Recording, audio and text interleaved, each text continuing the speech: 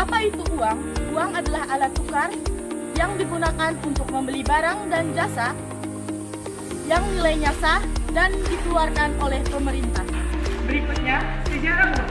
Apa sih itu sejarah uang? Awalnya, manusia menggunakan sistem barter sebagai alat tukar. Namun, seiring berkembangnya zaman, muncul komoditas seperti uang koin, uang kertas sebagai alat tukar saat ini. Dan seiring perkembangan zaman, uang berkembang menjadi uang non-tunai. Fungsi asli uang. Fungsi asli uang memiliki dua bagian. Yang pertama, alat tukar. Alat tukar adalah uang yang digunakan untuk menukar barang atau jasa. Yang kedua, alat penghitung nilai atau penghitung nilai. Alat penghitung nilai atau penghitung nilai adalah uang yang digunakan untuk menentukan atau membandingkan nilai barang. Fungsi turunan uang. Fungsi turunan uang dibagi menjadi 3. Yang pertama, standar pembayaran yang ditunda. Yang kedua, alat penyimpan kekayaan. Dan yang terakhir, alat pengalih nilai atau kekayaan. Contoh dari standar pembayaran yang ditunda ialah kita membayar utang secara bertahap. Dan contoh untuk alat penyimpan kekayaan ialah kita membeli emas dan tanah untuk diinvestasikan di masa depan. Dan contoh terakhir untuk alat pengalih nilai atau kekayaan ialah kita mempunyai rumah di Jakarta, lalu kita dipindah tugaskan untuk bekerja di kota Semarang. Nah, kita menjual rumah kita di Jakarta untuk membeli rumah baru di kota Semarang. Jenis uang terbagi menjadi 4.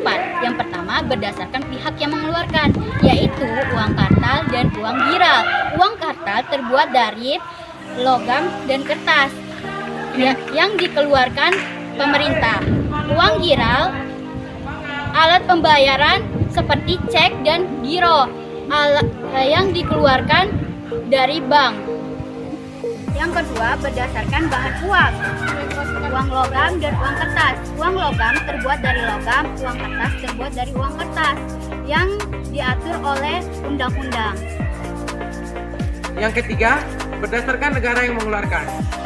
Berdasarkan negara yang mengeluarkan dibagi menjadi 2 macam, yaitu uang dalam negeri dan uang luar negeri. Uang dalam negeri adalah uang yang dikeluarkan oleh negara sendiri, misalnya rupiah.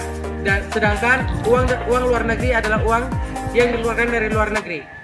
Yang keempat, berdasarkan nilai uang. Berdasarkan nilai uang ada 2 macam, yaitu uang yang bernilai penuh dan uang tidak bernilai penuh.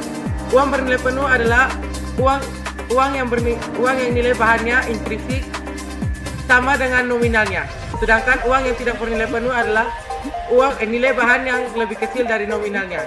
Umumnya uang kertas. Syarat uang yaitu uang mudah dibawa, tahan lama, mudah disimpan, dan bernilai. Sekarang kita akan membahas alat pembayaran non-tunai. Apa sih itu alat pembayaran non-tunai? Alat pembayaran non-tunai adalah metode pembayaran tanpa menggunakan uang tunai, melainkan menggunakan pengantara bank. Dan ini sudah banyak digunakan oleh masyarakat. Jenis media pembayaran non-tunai terbagi lagi menjadi 3. Yang pertama ada berbasis kertas seperti cek. Yang kedua ada elektronik seperti m-banking dan QRIS. Dan yang ketiga ada berbasis kartu seperti kartu kredit. Ada proses transaksi dan aliran pembayaran non-tunai. Transaksi dibagi menjadi 2 aliran, yaitu aliran instrumen dan aliran dana. Berdasarkan aliran dananya, pembayaran non-tunai dibagi menjadi 2, yaitu debit transfer dan kredit transfer.